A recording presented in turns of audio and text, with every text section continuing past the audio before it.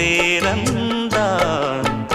என்னடி ஞான பெண்ணே, உண்மை சொல்லடி ஞான பெண்ணே. நடந்தால் 2 அடி, இருந்தால் 4 அடி. நடந்தால் 2 அடி, இருந்தால் 4 அடி.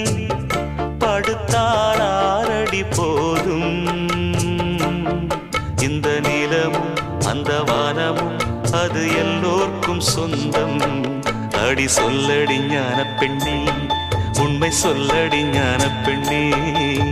சொல்லடி ஞான பெண்ணே, உண்மை சொல்லடி ஞான பெண்ணே.